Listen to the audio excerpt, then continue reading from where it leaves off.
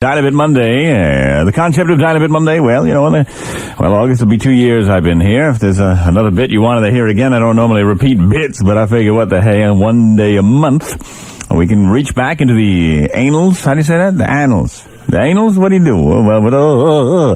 Reaching back into the catalogs of past bits. And, hey, you can hear it again or tape it or whatever. Let me see what people want. Hello, how about the geek? Hey, Grace, I got some good news for you, buddy. You got a lawman on the line. I'm going to get your hydraulics pumping, and I'm going to show you some crowd control, some riot stuff to take care of the maggots. You understand? All right, so you're a lawman on duty right now. You're probably going to give me a little I'm talking with this is a midnight crazy crew coming up, but I got to ask you a question first. You hear him talking about you the other day? Oh, God! Did you hear him talking about you the other night on the show with the guy that comes? Yeah, I heard about it. David Letterman. Yeah, I heard. All right, listen to the hydraulics, and I'm going to give you some crowd control. Go ahead. Now, we got the crowd control for you, Grease. Got some crowd control. Listen to this, Grease.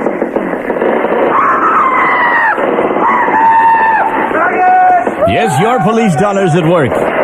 Your tax money. Can you give us a lawman? All right, but I'll give you a lawman. Y'all take care. My God, I can't believe it. Those men are carrying guns. Those men. Oh, speaking of lawmen, you see in the paper this lawman that got arrested? He used to work out in Montgomery County and has been accused of robbing a couple of places. And they arrested him. Oh, God. Oh, man. Well, I can't help but feel sorry for the guy, whether or not he did rob those stores. Because you know what? It's bad enough to go to prison. But if you're a lawman and you go to prison, oh boy. Because, you know, they have trustees typing up all the reports and everything. And word gets around. Geez, I hope they don't convict this guy, because if they do, his first day there. You know, there's nothing worse than being on cell block B, and there's a guy you arrested and got 5 to 10 because of a report you turned down.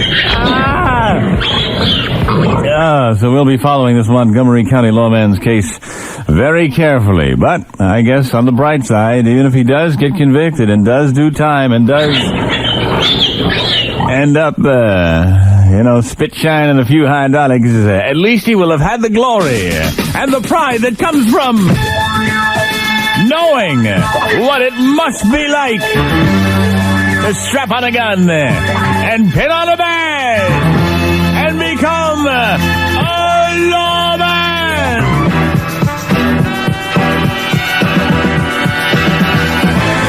As a cop, let's face it, the most exhilarating thing is wearing that gun. I mean, how could you work for a country like England where they don't wear guns? You just stand there in a little blue suit with a nightstick. Come on!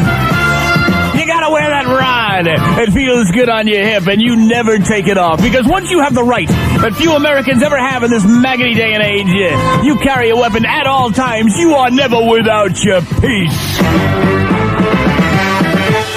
Even on your wedding day, there you are, standing in the church. Everybody's wearing green tuxedos except for you. You're wearing a green tuxedo with your magnum strapped right around the outside of it.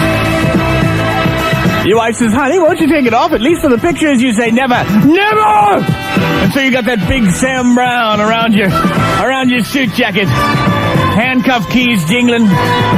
Mace. And that big magnum as you stand there at the altar.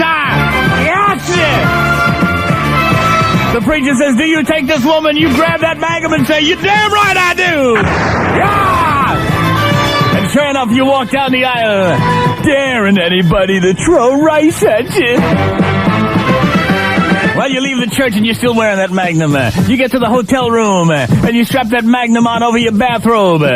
You even go down to the hot tub that they have in the hotel lobby and you get that magnum wrapped in a plastic bag. Your wife is freaking out. Honey, don't you ever take it? You say, never am I without this gun. Sure enough, the time comes.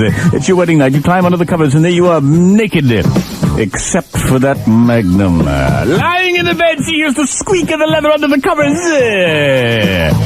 She says, please, honey, now. You say, never, I never take it off. Do you hear me? And as you're holding her, suddenly you hear a couple of burglars out on the balcony. That hunky must be messy.